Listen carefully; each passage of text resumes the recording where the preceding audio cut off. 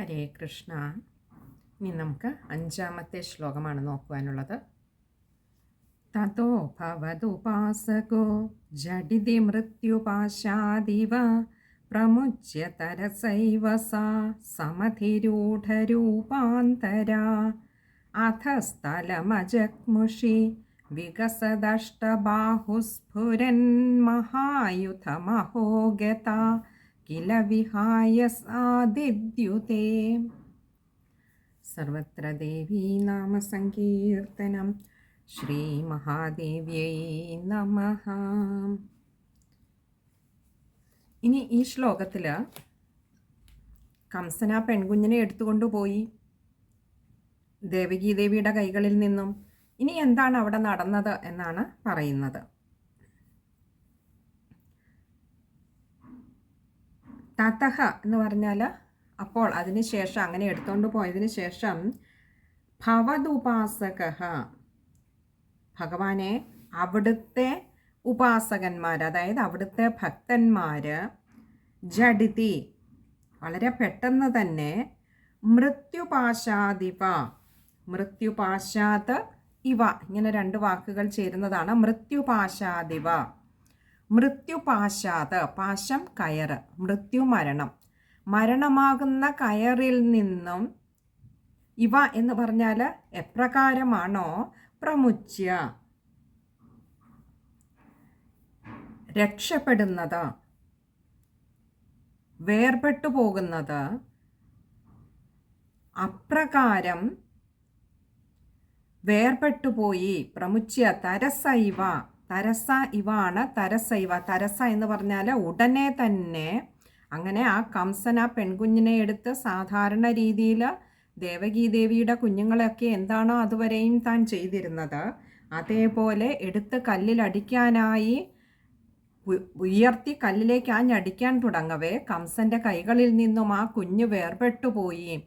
എപ്രകാരം എന്ന് വെച്ചാൽ, ഭഗവാനെ അവിടുത്തെ ഉപാസകർ എപ്രകാരമാണോ മൃത്യുപാശത്തിൽ നിന്നും രക്ഷപ്പെടുന്നത്, മൃത്യു ഇല്ലാതെ ഇരിക്കുന്നു എന്നല്ല അർത്ഥം.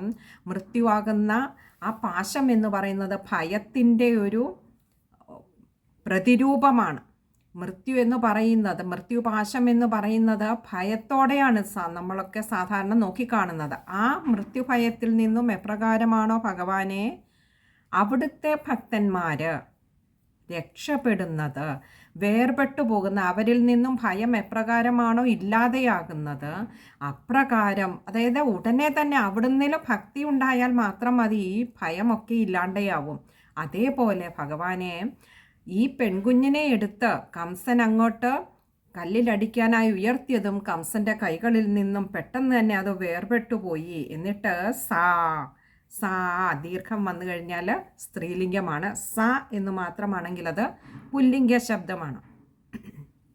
അപ്പോൾ ഇവിടെ സാ എന്ന് പറഞ്ഞത് ആ പെൺകുഞ്ഞ് സമധിരൂഢ രൂപാന്തര, വേറൊരു രൂപത്തെ സ്വീകരിച്ചു. അതായത് അതുവരെ ഉണ്ടായിരുന്ന ആ ചെറിയ പെൺകുഞ്ഞിൻ്റെ ഭാവം മാറി വേറൊരു രൂപത്തെ സ്വീകരിച്ചു. സാക്ഷാൽ മഹാമായാദേവി അവിടുത്തെ ആ രൂപത്തെ അങ്ങോട്ട് കാണിച്ചു. ഇവിടെ ഉയർന്നിരിക്കുന്ന ആ തലത്തിൽ തന്നെ മുകളിലേക്ക് ഉയർന്നു പോയ, കൈകളിൽ നിന്നും വേർപെട്ട് മുകളിലേക്ക് ഉയർന്നു പോയ ആ പെൺകുഞ്ഞ് കാത്യായനി രൂപത്തെ അങ്ങോട്ട് സ്വീകരിച്ചു. ആ ശിശുരൂപത്തെയൊക്കെ അങ്ങോട്ട് വിട്ടു. എന്നിട്ട് അധസ്ഥലം അജഗ്മുഷി, അധസ്ഥലം അജഗ്മുഷി, ഇങ്ങനെ രണ്ട് വാക്കുകൾ ചേരുന്നതാണ് അധസ്ഥലം അജഗ്മുഷി. അധസ്ഥലം എന്ന് പറഞ്ഞാൽ താഴെ, ഈ ഭൂമിയിലേക്ക്, അജഗ്മുഷി ഇറങ്ങി വരാതെ, അതായത് ആ ഉയർന്നു പൊങ്ങി നിന്ന ആകാശത്ത് തന്നെ നിന്ന്, വികസദഷ്ടബാഹുസ്ഫുരൻ മഹായുധമഹോ, വികസത് ആ കൈകളിൽ അങ്ങനെ വികസിച്ച് ശോഭിച്ച് നിന്ന് ആ രൂപത്തിൽ അങ്ങനെ പ്രത്യക്ഷപ്പെട്ട് നിന്നിരുന്ന ആ അഷ്ടബാഹു, 8 കൈകളിൽ, സ്ഫുരത് എന്ന് പറഞ്ഞാൽ ശോഭിക്കുക, എന്ത്, മഹായുധം,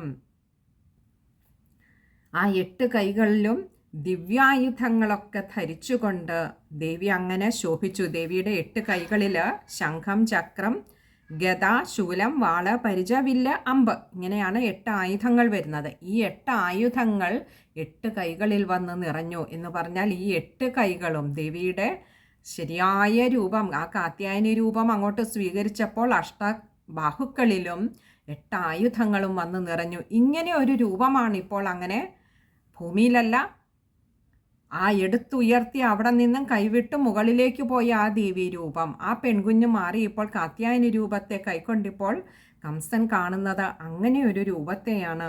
അഹോ എന്നാ പറഞ്ഞ, എന്തൊരു ആശ്ചര്യമാണ്. ഗതാകില വിഹായസാദിദ്യുതേ, ഗത പോയി, ഗതാകില അങ്ങനെ പോയല്ലോ, എവിടെ, വിഹായസ ആ ആകാശത്തിലേക്ക് ഉയർന്ന് പോയി, അങ്ങനെ ദിദ്യുതേ ശോഭിച്ചുവല്ലോ. അപ്പോൾ കംസന്റെ കൈകളിൽ ഉണ്ടായിരുന്ന ആ കുഞ്ഞ് കംസന്റെ കൈകളിൽ നിന്നും വിട്ടുപോയി. അതായത് കംസൻ വിട്ടുകളഞ്ഞതല്ല, പക്ഷെ ആ കൈകളിൽ നിന്നും രക്ഷപ്പെട്ടു പോയി. അതായത് വേർപെട്ടു പോയി താനെ, കംസൻ പോലും അറിയാതെ കംസന്റെ ബലിഷ്ഠങ്ങളായ കരങ്ങൾക്കുള്ളിൽ നിന്നും ആ പെൺകുഞ്ഞ് രക്ഷപ്പെട്ടുപോയി. എപ്രകാരമാണോ ഭഗവത് ഭക്തന്മാർ ആ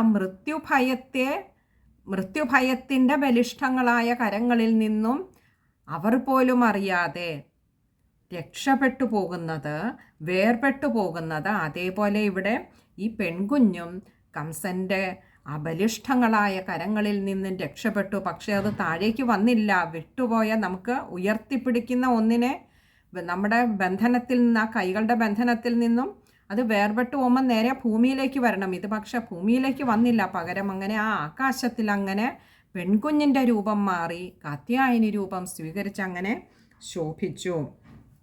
ആ കാത്യായനി രൂപത്തിലാകട്ടെ അമ്മ തന്നെ ശോഭിക്കുന്നവളാണ്, ശോഭയുള്ളവളാണ്.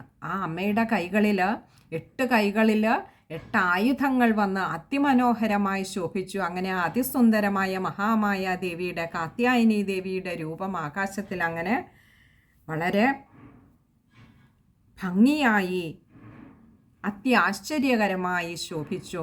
ഇത് കംസന് കാണിച്ചു കൊടുക്കുകയാണ്. കാരണം ഭഗവാനെ ആശ്രയിക്കുന്നവർ, അല്ലെങ്കിൽ ഭഗവാൻ ഏറ്റെടുത്തവരെ എത്ര ബലിഷ്ഠങ്ങളായ കൈകളാണെങ്കിൽ പോലും അവർക്ക് ഒന്നും തന്നെയും ചെയ്യാൻ കഴിയില്ല. ഇവിടെ മഹാമായാദേവി ഭഗവാന്റെ നിർദ്ദേശമനുസരിച്ച് ഭഗവാന് വേണ്ടിയിട്ടാണ് വന്നത്. അപ്പോൾ ഭഗവാന് വേണ്ടി വർത്തിക്കുമ്പോൾ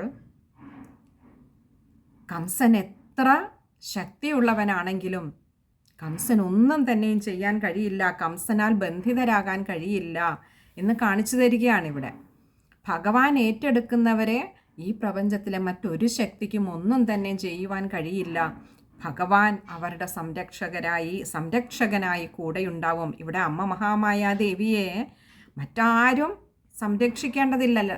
അമ്മയെ തന്നെ ആർക്കും സ്പർശിക്കുവാനാവില്ല അല്ലേ. എന്നിരുന്നാൽ പോലും ഇവിടെ ഈ ഒരു കഥയിലൂടെ, അതിനാണ് ഈ ഒരു ഉപമ നമുക്കിവിടെ പറഞ്ഞു തന്നത്. ഭഗവത് ഭക്തന്മാർ എപ്രകാരമാണോ മൃത്യുപാശത്തിൽ നിന്നും വേർപെട്ടു പോകുന്നത് അതേപോലെ എന്ന് പറഞ്ഞാൽ ഭഗവാനുണ്ട്. നമ്മൾ ഭഗവാന് വേണ്ടി ജീവിക്കുമ്പോൾ നമ്മളെ സംരക്ഷിക്കുവാൻ ആ ഭഗവാനുണ്ടാവും, ഒരു പോറൽ പോലും ഏൽക്കാതെ. നോക്കൂ, ഇവിടെ ഈ തൊട്ടു മുൻപുള്ള 6 സഹോദരങ്ങളുടെ കാര്യം പറഞ്ഞു. കംസന്റെ കൈകളാൽ മരണം വരിക്കാൻ ഇടയായ 6 സഹോദരങ്ങൾ ഭഗവാന് വേണ്ടി വർത്തിച്ചവരല്ല. ഇവിടെ ഈ മഹാമായാദേവി, യോഗമായാദേവി വർത്തിച്ചതാകട്ടെ ഭഗവാന് വേണ്ടിയിട്ടാണ്. അവിടെ ഒരു പോറൽ പോലും ഏൽപ്പിക്കുവാൻ കംസന് കഴിഞ്ഞില്ല. മറ്റ്6 കുഞ്ഞുങ്ങളെ എപ്രകാരമാണോ തൻ്റെ ബലിഷ്ഠങ്ങളായ കൈകളാൽ ആഞ്ഞ് കല്ലിലടിച്ച് കൊന്നത് അതേപോലെ ചെയ്യുവാനൊരുങ്ങി. പക്ഷേ ഫലം മറ്റൊന്നായിപ്പോയി. ആ യോഗമായ ദേവിയെ ഒന്ന് സ്പർശിക്കുവാൻ പോലും കഴിയാതെ അങ്ങനെ ആകാശത്തിൽ ഉയർന്നു നിന്ന് ദേവി അങ്ങനെ തൻ്റെ ആ ദിവ്യ സ്വരൂപത്തെ സ്വീകരിച്ച് കംസന് ദർശനമേകുകയാണ് ചെയ്ത. കംസനൊന്ന് തൊടുവാൻ പോലും കഴിയാത്ത വിധത്തിലേക്ക് ദേവി ഉയർന്ന തലത്തിലേക്ക് എത്തിശോഭിച്ചു. നമുക്ക് ആ ശ്ലോകം ഒന്നുകൂടി നോക്കാം.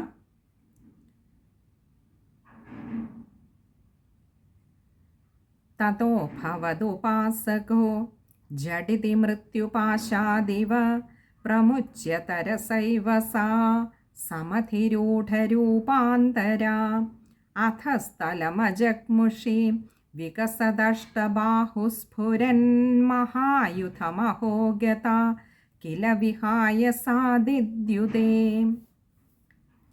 സർവത്ര ദേവീ നാമ സങ്കീർത്തനം. ശ്രീ മഹാദേവ്യൈ നമഃ. അവിടെ ഈ സർവത്ര ദേവീനാമ സങ്കീർത്തനം ശ്രീ മഹാദേവ്യൈ നമഃ എന്നുള്ളതും അമ്മേ നാരായണ, ദേവി നാരായണ, ലക്ഷ്മി നാരായണ, ഭദ്രേ നാരായണ, ഈ 4 വരികളും കൂടി അവിടെ ജപിക്കേണ്ടതുണ്ട്. നമ്മുടെ ചില ഗ്രന്ഥങ്ങളിൽ ചിലപ്പോൾ അത് കൊടുത്തിട്ടുണ്ടാകില്ല, പകരം അവിടെ അത് എഴുതി വെച്ചോളുക. ഇനി ഈ ശ്ലോകം വായിക്കുമ്പോൾ ശ്രദ്ധിക്കേണ്ട കാര്യങ്ങൾ: ഭവതുപാസകോ, ഭവത് ഉപാസക ആണ്, പദം പിരിക്കേണ്ട, ഉകാരം ശ്രദ്ധിച്ചാൽ മതിയാകും. അതുപോലെ മൃത്യുപാശാദിവ, മൃത്യുപാശാത് ഇവ ആണ്, അപ്പോൾ ഇകാരം ശ്രദ്ധിക്കുക, പദം പിരിക്കണ്ട. പിന്നെ അടുത്തത് അധസ്ഥലം അജഗ്മുഷി, അധസ്ഥലം അജഗ്മുഷിയാണ്, മായുടെ ആകാരം ശ്രദ്ധിക്കുക. അതുപോലെ പിന്നെയുള്ള ഒരു വാക്ക് വികസദഷ്ടബാഹുസ്ഫുരൻ മഹായുധമഹോ, അതത്രയും കഴിയുന്നതും ചേർത്ത് തന്നെ വായിക്കുക. അവിടെ വായിക്കുമ്പോൾ വികസത അഷ്ടബാഹുവാണ്, അതുകൊണ്ട് ദായുടെ അകാരം ശ്രദ്ധിക്കുക. വികസത അഷ്ടബാഹുസ്ഫുരൻ മഹായുധമഹോ, അവിടെയും മഹായുധം അഹോ ആണ്, മായയുടെ അകാരം ശ്രദ്ധിക്കുക. ഇത് ഇത്തരം കാര്യങ്ങളാണ് ആ ഒരു ശ്ലോകം വായിക്കുമ്പോൾ ശ്രദ്ധിക്കേണ്ടതായിട്ടുള്ളത്. പിന്നെ നമ്മൾ പറഞ്ഞ ഒരു 5 വരി സർവത്ര ദേവീനാമ സങ്കീർത്തനാദും പിന്നെ അമ്മേ നാരായണ, ആ ഒരു 4 വരിയും കൂടി ചേർത്ത് ജപിക്കേണ്ടതുണ്ട്.